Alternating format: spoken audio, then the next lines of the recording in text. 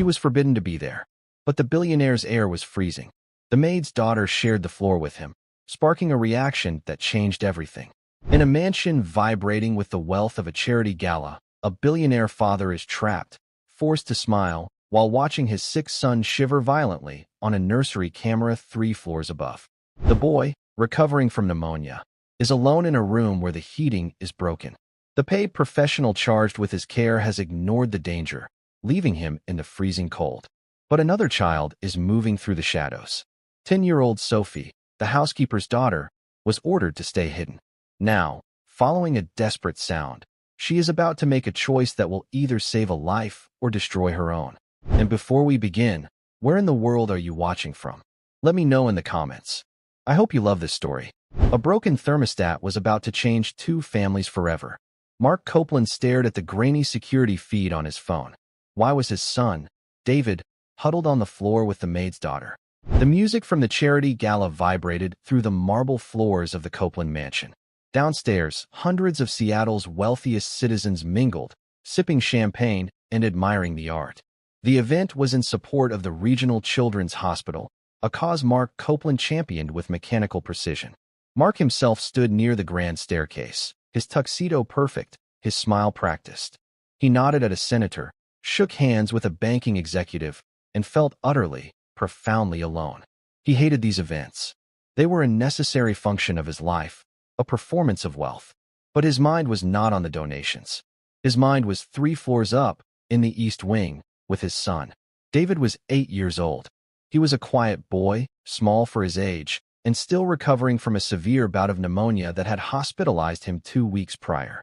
He was fragile, and Mark's wife, gone 3 years now, had left a void that Mark tried to fill with security staff, specialized tutors, and the best nannies money could buy.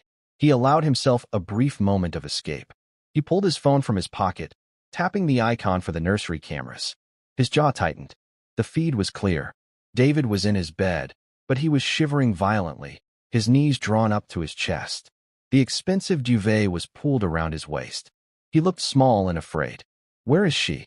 Mark muttered. He swiped to the hallway camera. Nothing. He checked the feed for the nanny's adjoining room. Empty. He tapped back to David's room just as the door opened. Miss Finch, the night nanny, bustled in. She was a stern woman in her 50s, highly recommended and highly paid. Mark watched on the small screen as Miss Finch walked over to the bed. She touched David's forehead, not with kindness, but with brisk efficiency. David whispered something, his voice too small for the camera's microphone to catch. Miss Finch nodded, walked to the wall, and tapped the digital thermostat. The display flashed briefly, 15 degrees Celsius, and then went dark. She tapped it again, frowning. Then, she seemed to give up. She pulled the thin duvet up to David's chin, patted his head twice, and walked out of the room, leaving the door slightly ajar. Mark Copeland stopped breathing. Rage, cold and sharp, flooded his system. The thermostat in the East Wing had been malfunctioning for days. He had told his sister, Jessica, to have it fixed immediately. Clearly, she had not. And Ms. Finch, trusted with his son's fragile health, had just left a sick child in a room that was rapidly becoming an icebox. He wanted to run. He wanted to sprint up the stairs and fire the woman on the spot. But he was trapped. The governor was approaching, hand extended, a wide, political smile on his face. Mark Copeland, billionaire philanthropist, had to perform. He put his phone back in his pocket, the image of his shivering son burning behind his eyes. Downstairs, in the brightly lit, humid chaos of the basement kitchen, Helen Miller wiped a stray piece of parsley from a silver tray. She was the head housekeeper, but tonight, she was also the emergency catering supervisor. The agency Mark's sister had hired was 2 servers short. "Trays out, now," Helen commanded, her voice firm but quiet. "Mr. Copeland wants the salmon puffs circulating." In a small, dry storage room just off the kitchen, 10-year-old Sophie Miller sat on an overturned bucket. Her blonde hair was tied back in a neat ponytail. She was reading a worn copy of The Secret Garden. Sophie was not supposed to be here, but the babysitter had canceled at the last minute, a sudden family emergency. Helen, a widow with no other options, had been forced to bring her daughter to work. "You stay here, Sophie," Helen had instructed, her eyes full of worry. "Do not leave this room. Do not make a sound." If Mrs. Copeland, Helen corrected herself, If Miss Copeland finds you, I could lose my job.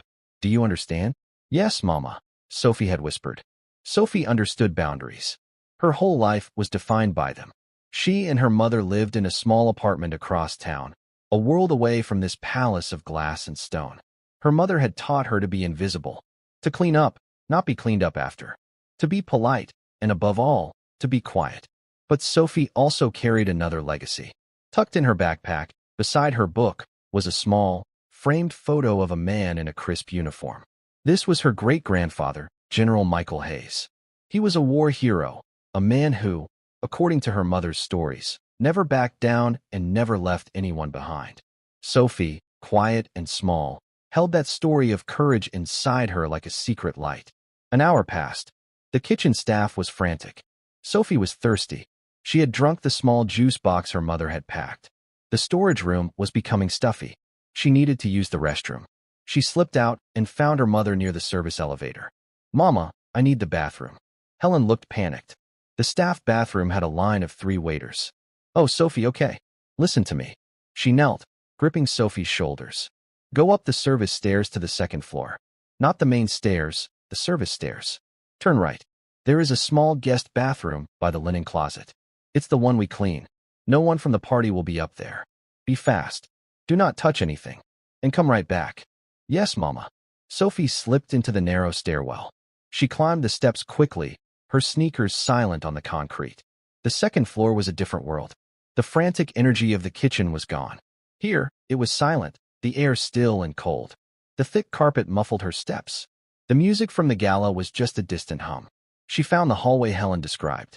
She passed grand, closed doors, the library, the study, Mr. Copeland's office. She was almost at the guest bathroom when she heard it. It wasn't a cry. It was a noise like dry leaves skittering, the sharp, desperate chattering of teeth. Sophie froze. Her mother's voice was loud in her head. Do not touch anything. Come right back. But the sound from her great-grandfather's stories was louder. You never leave a man behind. She followed the noise. It came from a room at the end of the hall, the door slightly open. She pushed it gently. The room was huge, dark, and freezing. A small boy was curled in a massive bed, shaking so hard the whole frame seemed to rattle. His face, visible in the moonlight from the floor-to-ceiling windows, was pale, his lips tinted a frightening shade of blue. This must be David, the boy her mother sometimes mentioned, the one who was always sick. Hello, Sophie whispered. David's eyes opened. He was too cold to speak. He just stared at her, his breathing shallow. Sophie, raised in drafty apartments where the heating was always a day late, knew this kind of cold. This was a dangerous cold. She ran to the wall and saw the thermostat. The screen was black. Dead.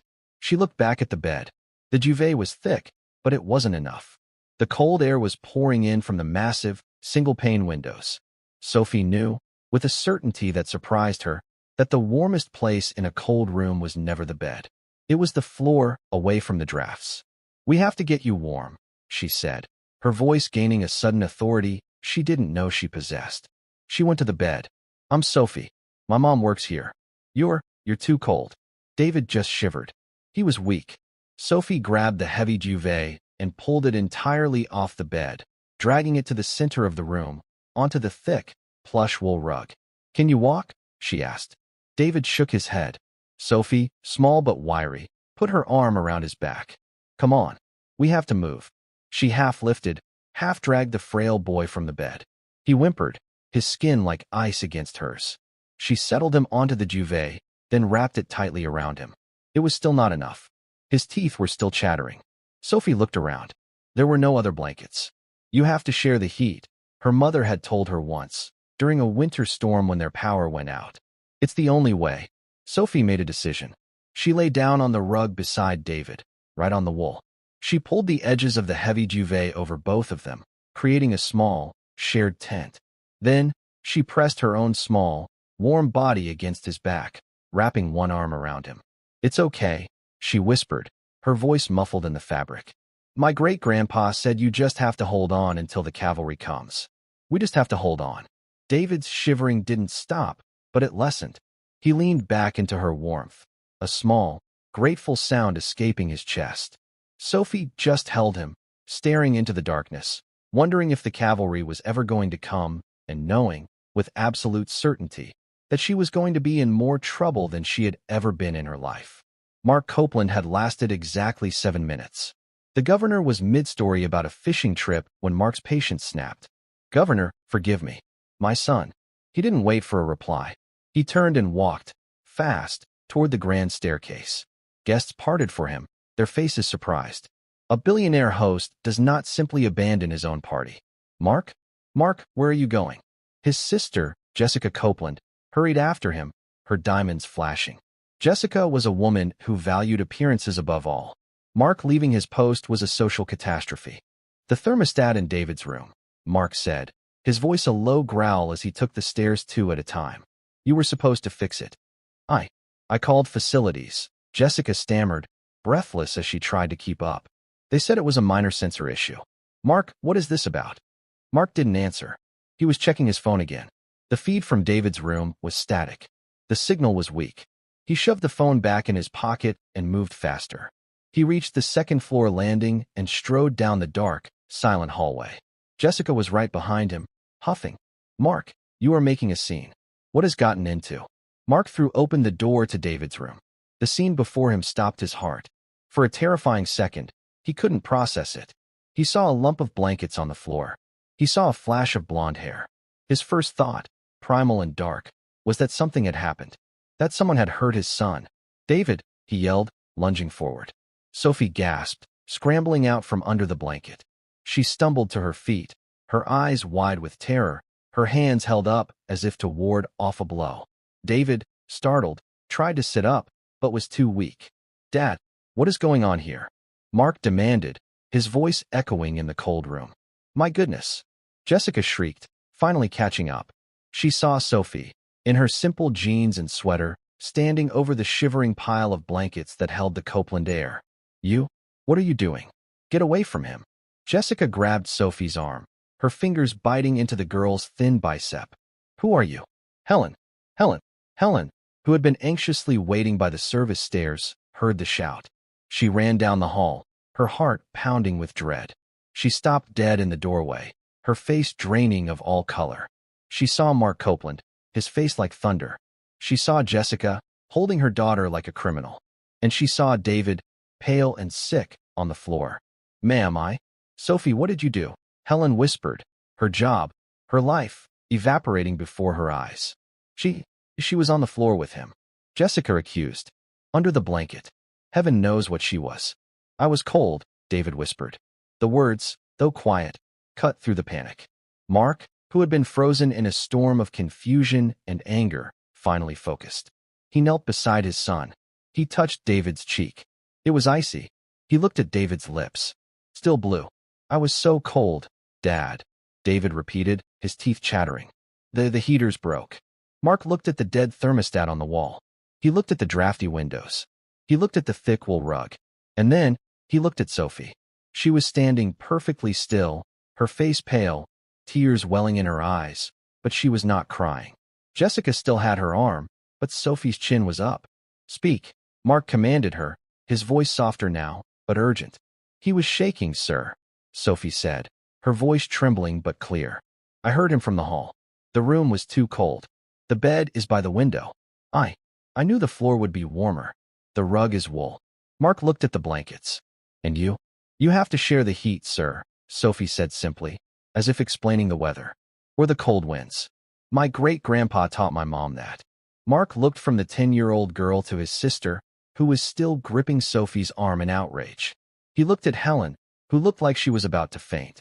And he looked at his son, who was still shivering, but was no longer blue. Mark Copeland made 3 decisions in less than 5 seconds. He pointed a finger at Jessica. "Let go of her. Now." Jessica, stunned, dropped Sophie's arm. He turned to Helen. "Your shift is over. You and your daughter will be staying here tonight. In the south guest wing. It's heated." Helen just stared, unable to comprehend. "Sir, and you?" Mark said, turning to Sophie. He regarded her for a long, silent moment. He saw her worn sneakers, her defiant posture, and the complete lack of fear in her eyes. "You," he said, his voice cracking slightly, "just saved my son's life." He turned back to his sister, and the cold fury returned. Find Miss Finch. Tell her to pack her bags. She has 10 minutes to be off this property before I call the police. Mark, Jessica gasped. You can't. I can, Mark said. Get out. All of you. Except Helen. And Sophie. Jessica, humiliated, stalked from the room. Mark scooped David up into his arms, blankets and all.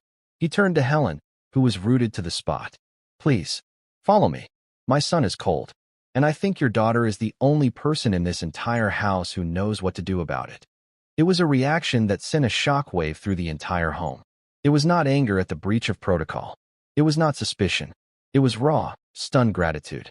And for Mark Copeland, it was the beginning of a change that would unravel everything he thought he knew about worth, loyalty, and strength.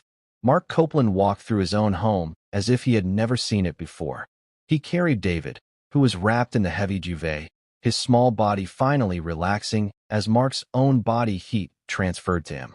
Helen and Sophie followed 2 steps behind, a silent, uncertain escort.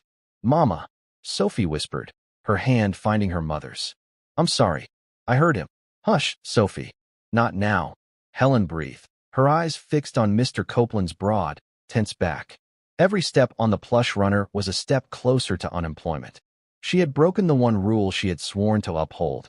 She had allowed her daughter to be seen. Worse, to be involved. They left the cold, modern glass of the East Wing and entered the South Wing. This part of the mansion was older, built by Mark's grandfather. The walls were paneled in warm, dark wood.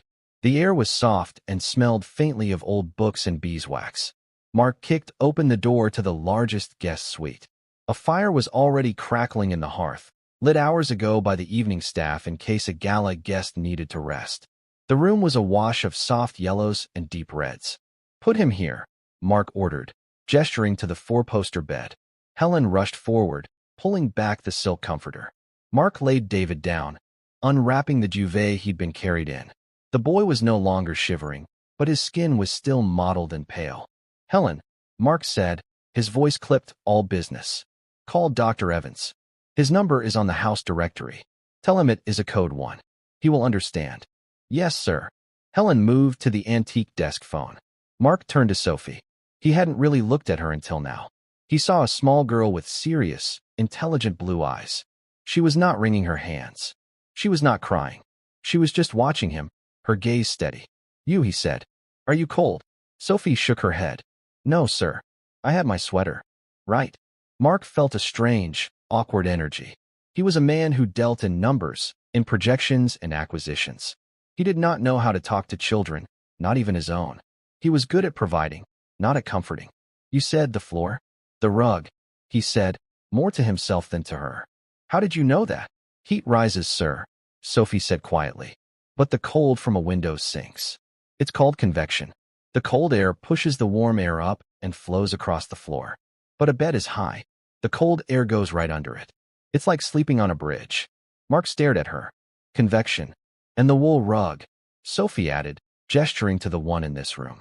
It's a good insulator. Better than wood. The cold gets trapped under it, but the top stays warm from the room. Helen was off the phone, her hand over the receiver. Dr. Evans is on his way, sir. 10 minutes. Thank you, Mark said, his eyes still on Sophie. Where did you learn about convection? My great-grandpa. He fought in the mountains in the war, Sophie said. He taught my mama how to survive in the cold. She taught me. Before Mark could reply, a vibration came from his pocket. He pulled out his phone. It was the gala coordinator. He silenced the call. Then another came. A text from the governor. Mark, hope all is well.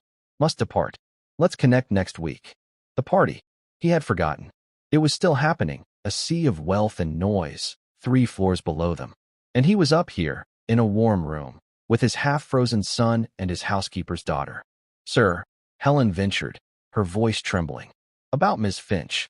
And Sophie. I can't apologize enough. I told her to stay in the storage room. I only sent her to the staff bathroom.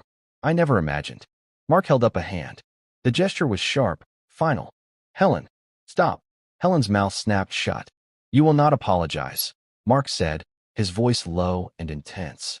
You will not apologize for your daughter doing what a $150,000 a year nanny failed to do. You will not apologize for her being smart, or for her being brave. He looked at Sophie. You disobeyed your mother. Sophie flinched, but she nodded. Yes, sir. You were told to come right back? You heard a noise, and you went toward it. Yes, sir. He sounded scared. And you were not. Sophie thought for a moment. She looked at her worn sneakers, then back at Mark. I was scared of getting in trouble. But David sounded cold. Cold is different. Cold can't wait. Trouble can. Mark Copeland felt the foundation of his world tilt. He paid people for their expertise. He paid for security, for medical care, for investment advice. He bought the best. Miss Finch was the best. His sister, who ran his household, was supposed to be the best. And they had all failed. The only person who had succeeded was a 10-year-old girl. A girl who understood the practical, brutal physics of survival. A girl who wasn't paid at all.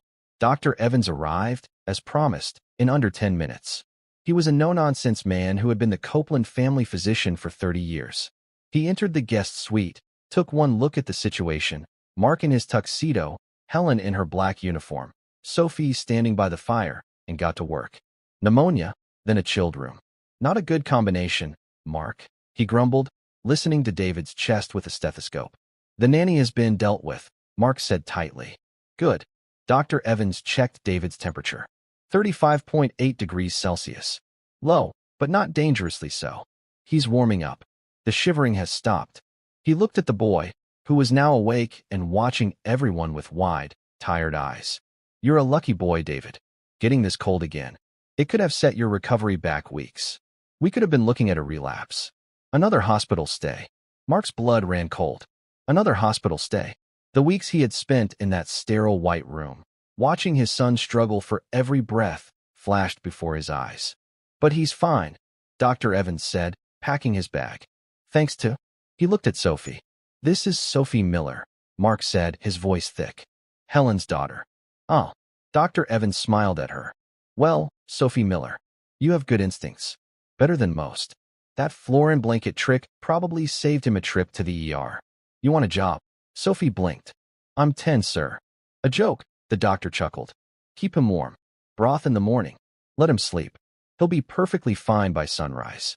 The doctor left. Mark walked him to the service elevator. When he returned, the room had shifted. Helen was sitting on the edge of a velvet armchair, looking exhausted.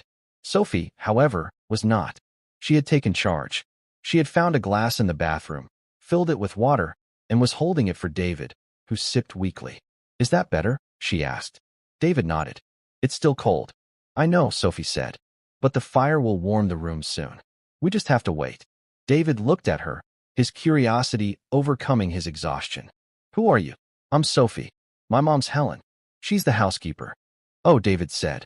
He had seen Helen, a quiet woman who appeared and disappeared, always cleaning. He had never seen Sophie. Why were you on the floor with me? To keep you warm, Sophie said. It's called buddy warming. My great-grandpa taught it. The soldier? David asked. Sophie's face lit up. She sat on the edge of the bed, a respectful distance from David. Yes, General Michael Hayes. He was very brave. From her backpack, which she had retrieved from the hallway, she pulled the small, silver-plated frame. She handed it to David. Mark stood in the shadows by the door, watching. David studied the photo. The man was young, in a sharp uniform, his chin high. He looked like he could command armies. He looked serious. He was, Sophie said. He fought in a place with mountains so high, the snow never melted. He said the cold was a worse enemy than the other soldiers. The cold was quiet, and it never slept. What happened? David whispered. One time, Sophie said, her voice dropping into a storyteller's rhythm. He and another soldier got trapped in a blizzard. Their radio was broken. They were in a little snow hole. The other man wanted to sleep. He said it was too cold to stay awake. But my great-grandpa knew that if you fall asleep in that kind of cold, you don't wake up. What did he do? He did what I did with you, Sophie said. He wrapped them both in one tarp. And he talked. He told the man stories all night long. Stories about home, about fishing, about his dog. He kept him awake until the sun came up and the rescue team found them. He saved his life just by sharing his heat and telling stories. David's eyes were heavy, but he was listening to every word. Wow. He always said, Sophie concluded, taking the photo back gently, that you don't need a big army to be a hero. You just need to see who's cold and share your blanket. David's eyes finally closed. He was asleep, his breathing deep, and even for the first time in weeks. Mark Copeland stood by the door, his heart aching. He, a man who commanded a global empire, had been trying to fix his son with machines, with nannies, with temperature-controlled wings. And this girl had fixed him with a wool rug and a story. He felt a profound, unsettling shame. The gala was winding down. The governor was gone. The major donors were collecting their coats. The night, from a financial perspective, had been a success. Jessica Copeland, however, was in a cold rage. Mark had not returned. He had dismissed her, his own sister, like a disobedient servant in front of a child. He had fired the best nanny in Seattle. He had installed the housekeeper in the family's private guest wing. It was a breach of protocol. It was a breach of class. She marched from the grand hall, her heels clicking angrily on the marble. The staff was cleaning up, and she saw Helen's purse and coat still by the service entrance. They were still here.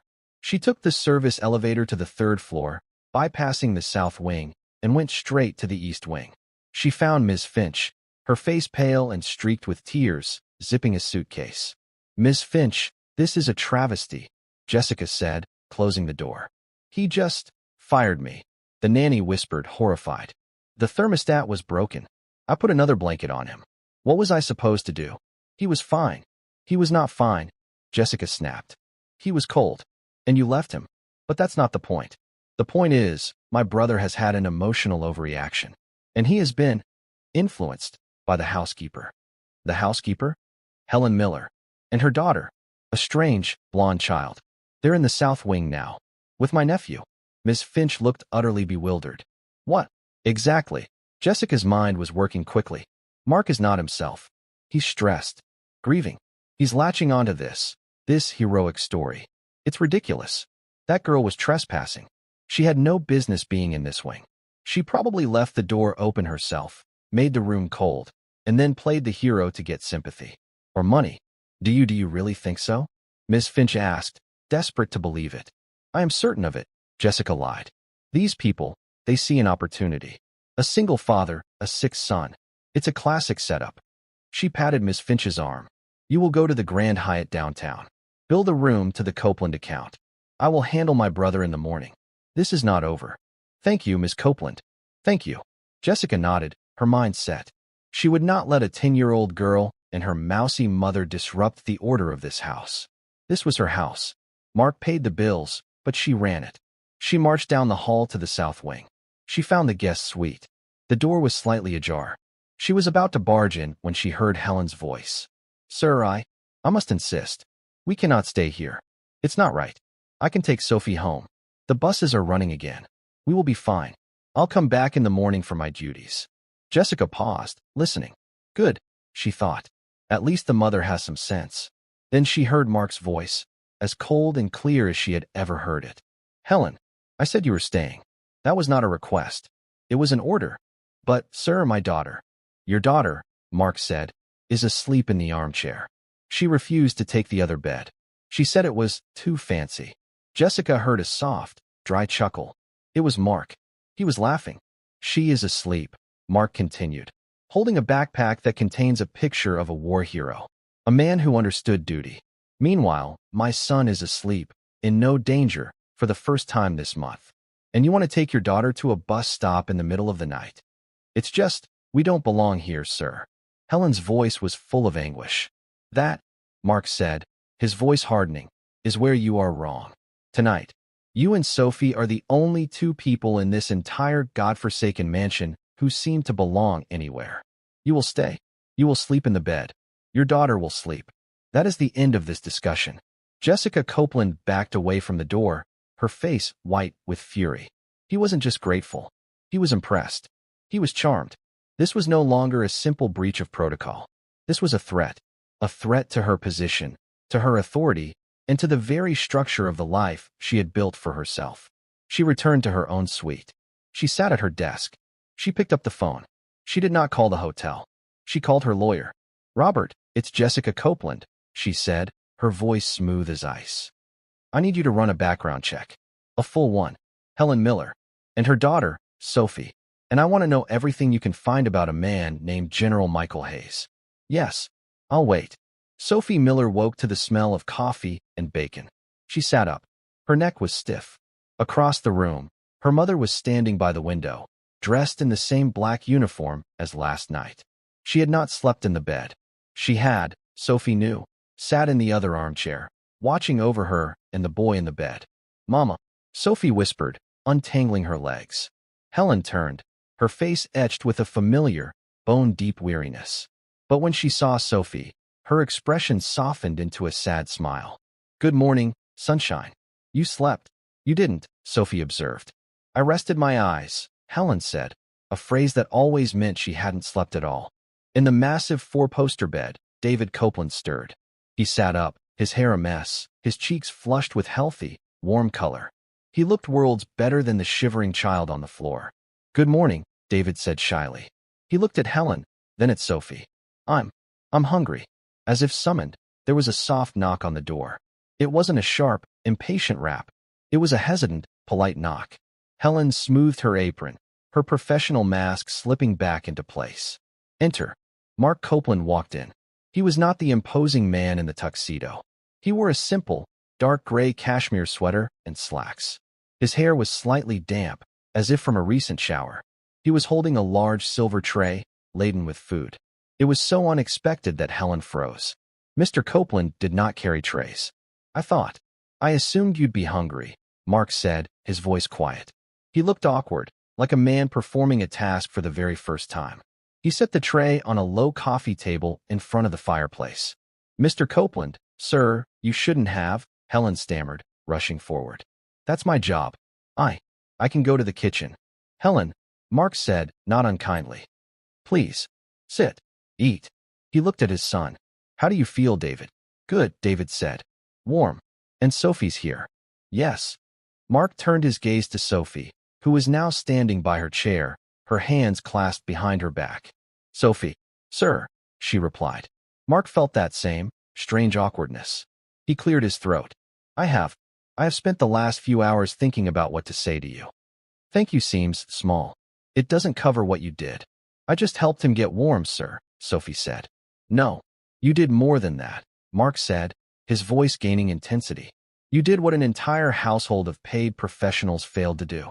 You paid attention. You acted. You were brave." He reached into his pocket. He was a man who solved problems with money. It was the only tool he had ever truly mastered. He pulled out a checkbook and a pen. "I want to reward you, Sophie," he said, moving to the desk. "I want to set up a fund for your education. College." Helen's breath hitched. "Sir, no. We can't accept that. It's not for you." "Helen," Mark said, turning. "It's for her." He looked at Sophie, his pen poised over the check. "Whatever you want. Name the amount. A new house. A car for your mother. Your college, paid in full. It's done." It was the ultimate test. He was offering her a kingdom. Sophie looked at the checkbook. She looked at her mother, whose face was pale with a mix of shock and temptation. She looked at David, who was watching her with open curiosity. Then she looked back at Mark Copeland. "No, thank you, sir," she said. Mark's hand stopped moving. "What? I can't take money for that," Sophie said, her voice clear and small in the grand room. "Sophie, don't be ridiculous," Helen whispered, mortified. "Sir, she's just a child. She doesn't understand." "I do understand," Sophie insisted, her chin rising. She was not being rude. She was being clear. "My great-grandpa, General Hayes, he got a medal for what he did in the mountains. For saving that man in the blizzard." "He did," Mark said, intrigued. "My mama told me the president gave it to him. But the man he saved, the soldier, he was rich. His family owned railroads. He tried to give my great-grandpa a house. A big one." "And did he take it?" Mark asked, slowly putting the pen down. "No, sir," Sophie said. "He sent it back. He told the man, 'You don't pay a man for doing his duty. You just say thank you, and you do your duty next time.' He said that's what holds the world together. Doing your duty." She took a small breath. "I wasn't doing my duty because I was in a place I wasn't supposed to be. But David was cold, and he was scared. So I shared my blanket. You don't get paid for that. It's just what you do." Mark Copeland sat down heavily in the armchair opposite Sophie. He set the checkbook on the table, next to the platter of bacon, and stared at the 10-year-old girl.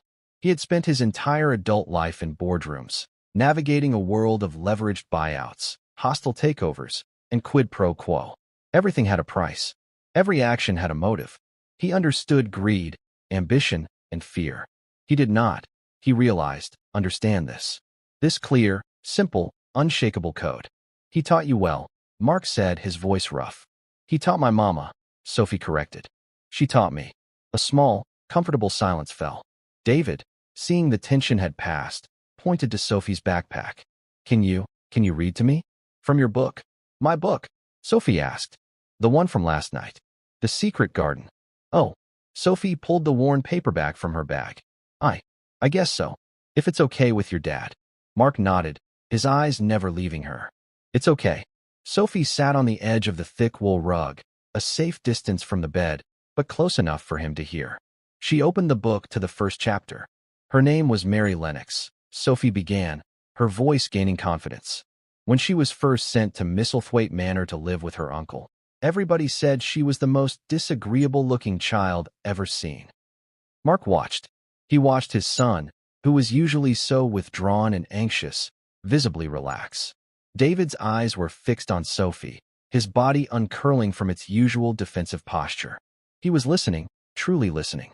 And Mark listened, too. He listened to the story of a lonely, unloved child finding a locked, dead garden and, in the process, finding herself. He looked at Sophie, a girl who seemed to carry her own secret garden of strength and honor, inherited from a soldier he'd never met. He looked at Helen, who was now quietly pouring coffee for him, her hands steady. She was a good woman. He paid her to clean his toilets. He had never once asked her name. A profound, sickening realization settled on him.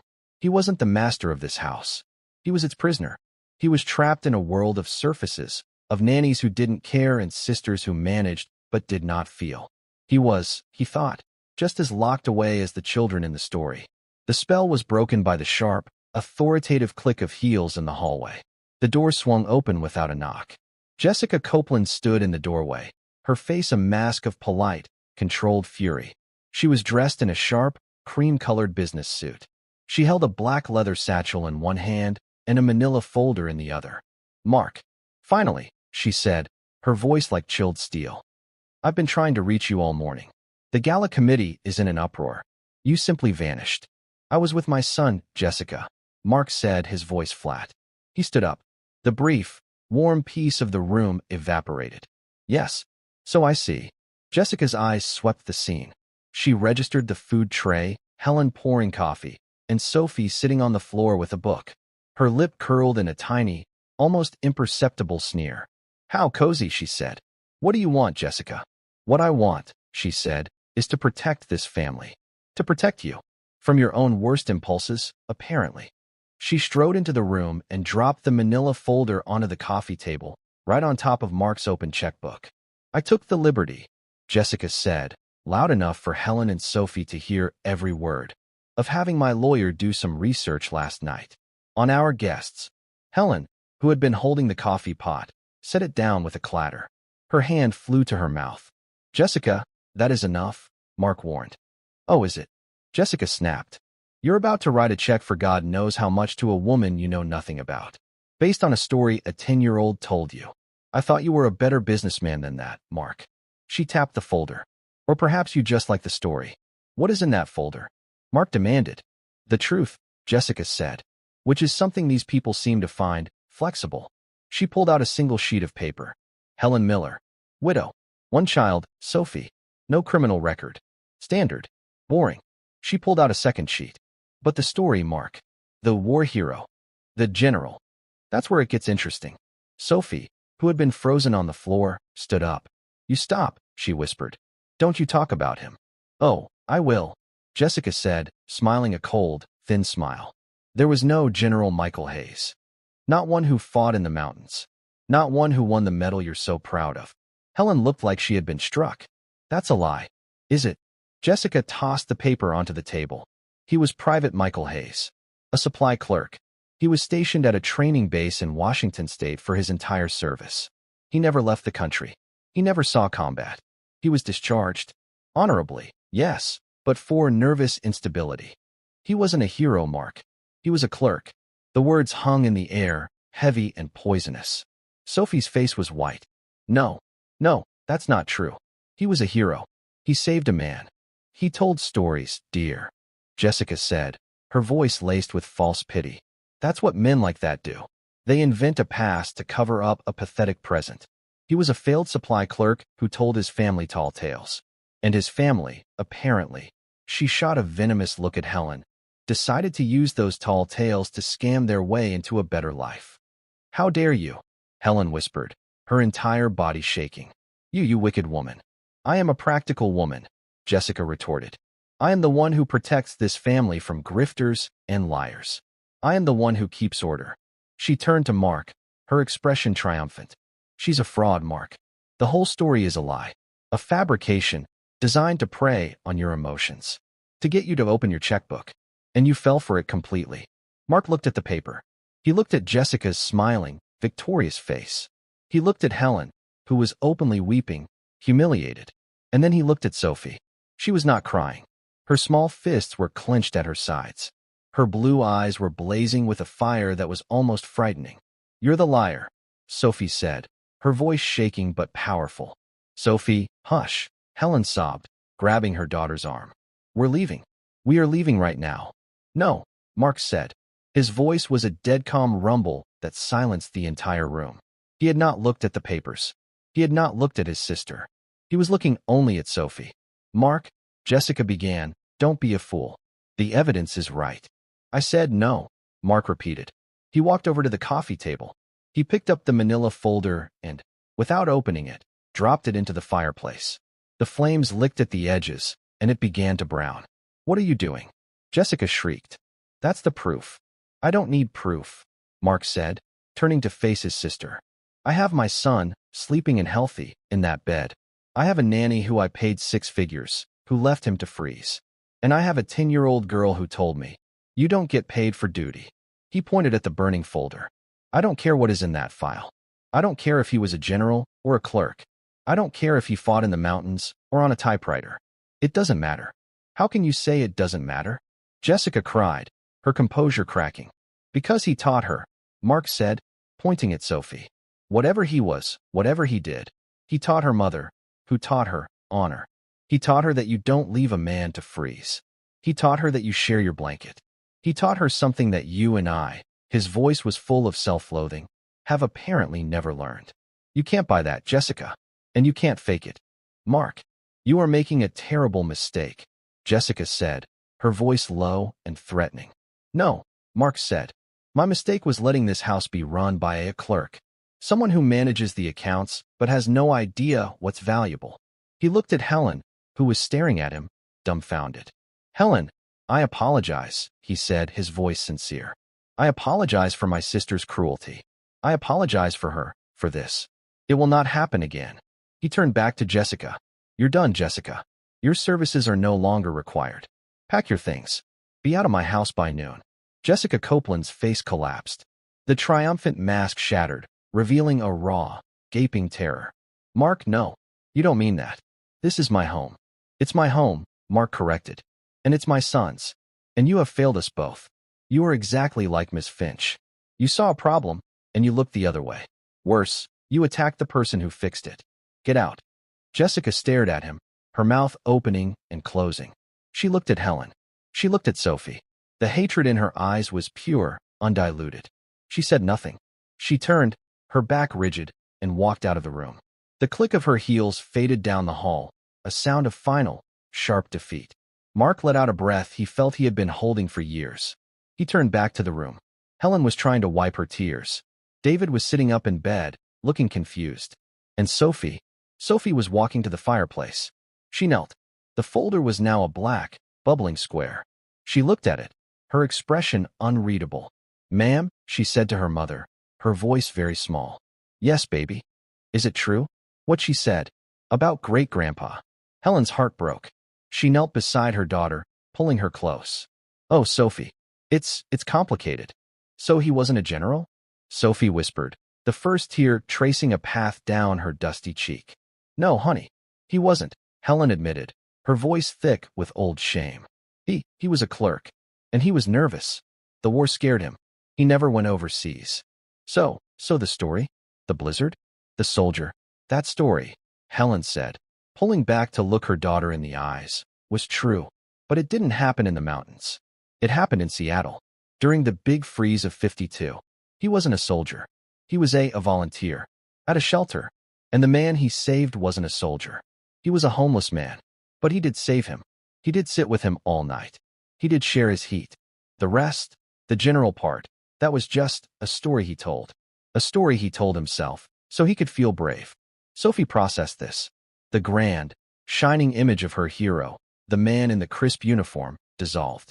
It was replaced by a small, nervous man in a drafty shelter, sharing a blanket with a stranger. She looked at her mother. He was still a hero, wasn't he? Yes, baby. Helen wept, hugging her daughter tight. Yes, he was. He was the best man I ever knew. Mark Copeland stood by the window, watching them. He had just fired his sister, upended his entire life, and defended a story that had just been admitted as a lie. And he felt, for the first time in his life, that he had done exactly the right thing. The room was quiet for a long time. The only sounds were the soft crackle of the fire as it consumed Jessica's folder and the muffled sobs of Helen, holding her daughter. Mark Copeland stood by the window, the morning light hitting his face. He looked tired, older, but the hard, restless energy was gone. He looked, for the first time, at peace. He turned from the window. Helen was on her knees, her arms wrapped around Sophie, who was still staring at the fire, her face streaked with tears and soot. Helen, Mark said, his voice gentle. Helen looked up, her eyes red. She quickly tried to compose herself, to stand, to become the invisible housekeeper again. Mr. Copeland, we will pack our things. I am so sorry. For the lie. For all of it. There was no lie, Mark said. Helen and Sophie both stared at him. But, I told you, Helen whispered. He was a clerk. He made up the general part. It was a story. He told a story about being a hero, Mark said, walking over to them. He knelt, an act so foreign to him that his knees cracked. He was now eye level with Sophie. And that story made you, his great-granddaughter, brave enough to save my son's life. That is not a lie, Sophie. That is a legacy. A story that powerful. It's the truest thing in the world. Sophie looked from her mother to this powerful man, who no longer seemed scary. He just seemed sad. Your great-grandfather was a hero, Mark said. It doesn't matter what his rank was. It doesn't matter if the battle was in the mountains or in a shelter. He saw someone was cold. He shared his blanket. That is the beginning and the end of the story. Do you understand? Sophie nodded, a small, shaky movement. Good. Mark stood up. He looked at Helen. My sister is gone. Miss Finch is gone. My son is safe. This house is a mess, Helen. It's a cold, perfectly managed, empty place. It has been for years. I have been running it like Jessica. On paper. By the numbers. He motioned around the grand, beautiful, lifeless room. I don't need a housekeeper. I have a dozen of those. They dust. They polish. And they would have let my son freeze, just like Miss Finch did, because they were afraid of breaking a rule. Because they were afraid of Jessica. Sir, I don't understand, Helen said. I am offering you a new position, Mark said. I am not. I am not asking you to stay. I am begging you to stay. I want you to run this house. Not as a housekeeper. As the estate manager. Helen's jaw dropped. Sir? That's your sister's job. It's a corporate position. It manages budgets, staff, everything. And you think you can't do it? Mark asked. I clean floors. I have a high school diploma. You have raised a daughter who, at 10 years old, has more courage, honor, and practical intelligence than my entire executive board. Mark said, his voice firm. You raised her on that story. The story of duty. That is what I want in this house. I want that to be the new rule. Duty. Compassion. Not fear.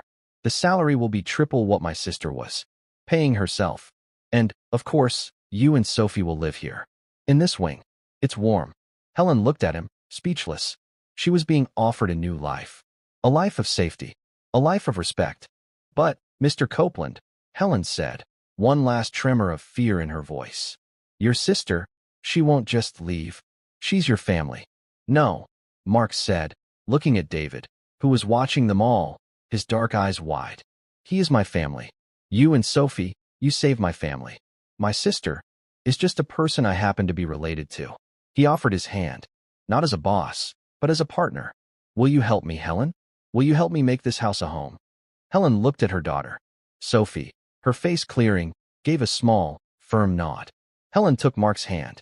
Yes, Mr. Copeland. I will. Later that day, Mark sat alone in his vast, silent study. The adrenaline of the confrontation had faded. He was left with the cold, hard wreckage of his life. He had fired his sister.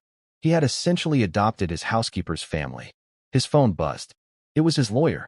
Mark, what in God's name is going on? The lawyer's voice tinny. Jessica just called me. Hysterical. Said you've lost your mind. She's threatening to contest her removal from the household corporation. She's citing mental instability. Mark leaned back in his leather chair. He looked out the window. The sky was a clear, cold blue. She's welcome to try, Robert, Mark said, his voice perfectly calm. Send her a severance package. A generous one. And send her the bill from Dr. Evans. And a copy of the security footage from David's room. The footage of Ms. Finch abandoning my sick son in a 15-degree room. The room my sister was supposed to have fixed. There was a silence on the other end of the line. Ah, the lawyer said. The footage. I see. That changes the instability narrative. Yes, Mark said. It does. Handle it. He hung up. He knew Jessica. She was a bully, but she was not stupid. She would not risk that footage becoming public. She would take the money and go. She would vanish. His other line rang. It was the head of his security team. Sir, you asked for a report on a private Michael Hayes, service 1950 to 1953. Yes, Mark said. The report Ms. Copeland pulled was thin. It was a simple database search. She was right about the basics. He was a supply clerk at Fort Lewis. He never deployed. He was discharged for what they called anxiety neurosis back then. Today, we'd call it a severe anxiety disorder. Go on, Mark said. But I dug deeper, sir. Like you asked. The nervous instability? It wasn't from combat. He was unfit for service because he had a conscience. He filed 3 official complaints against his quartermaster for selling blankets, boots, and medical supplies on the black market.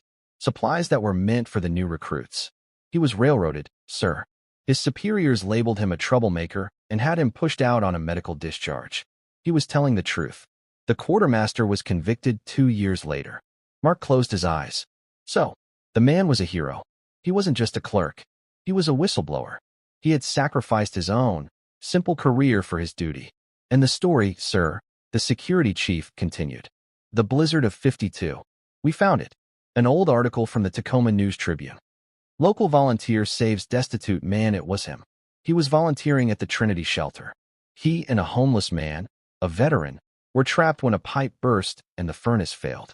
They were found the next morning, huddled in one tarp. Just like the girl said.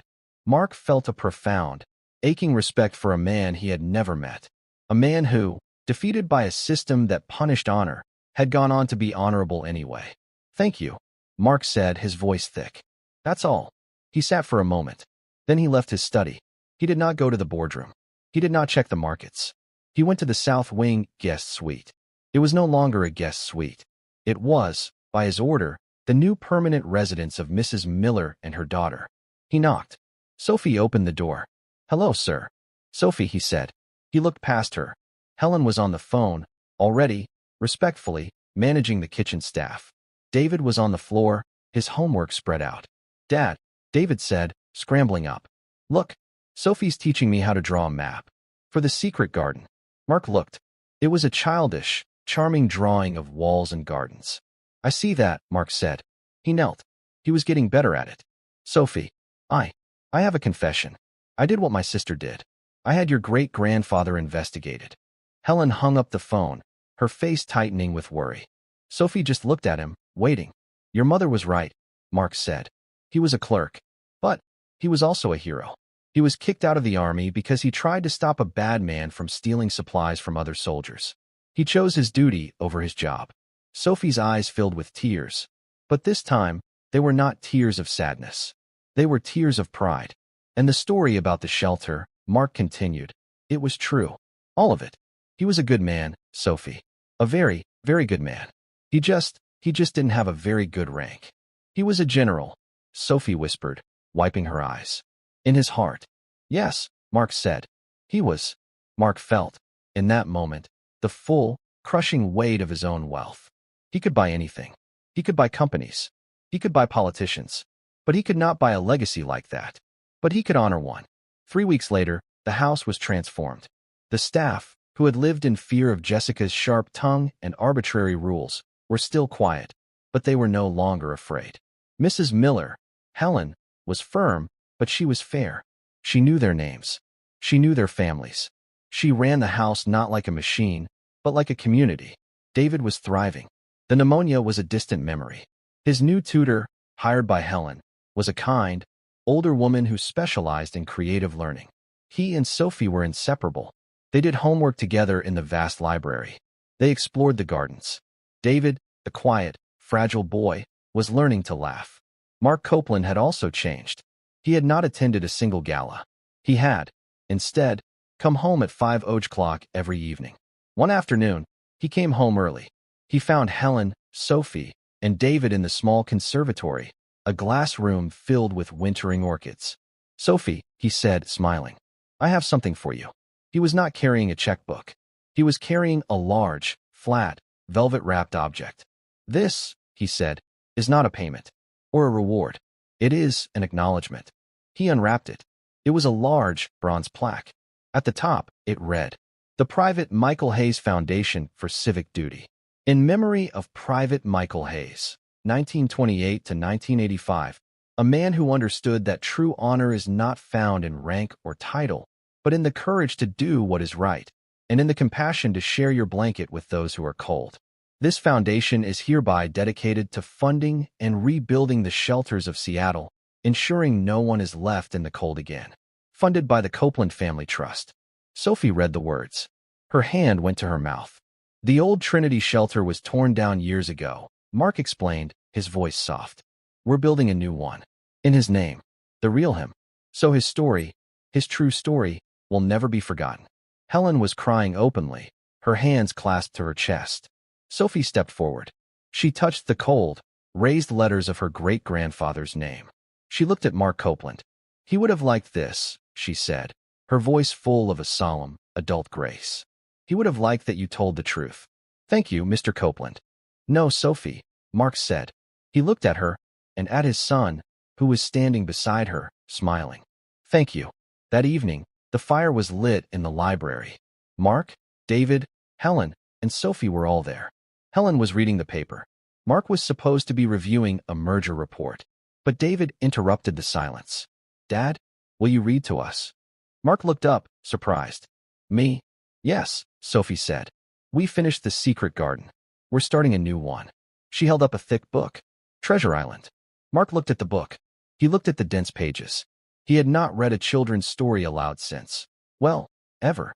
I'm not very good at it," he said. "That's okay," David said, moving to sit on the rug at his feet. "You just have to try." Mark Copeland, billionaire, philanthropist, and master of the universe, put his merger report on the floor. He took the book from Sophie. He cleared his throat, his voice awkward. Chapter 1. The Old Sea Dog at the Admiral Benbow. His voice was stiff at first. He read the words, but not the music.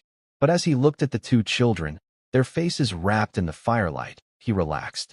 He remembered the story his security chief had told him. A nervous man, in a dark, cold place, telling stories all night to keep a stranger alive. Mark took a breath. He changed his voice for Billy Bones. He put a growl into it. David giggled. Sophie's eyes widened. Mark Copeland smiled, and he read on. He was no longer performing. He was not a boss. He was not a host. He was just a man. He was a father. And in a warm room, surrounded by his small, strange, new family, he was finally sharing his blanket. And that's where we'll leave them, in the warmth of that fire-lit room. My hope in sharing this story is that it gave you a chance to step away from the everyday and remember that the smallest act of kindness, like sharing a blanket in a cold room, can be the catalyst for the greatest change. I'd love to know what you were doing while listening.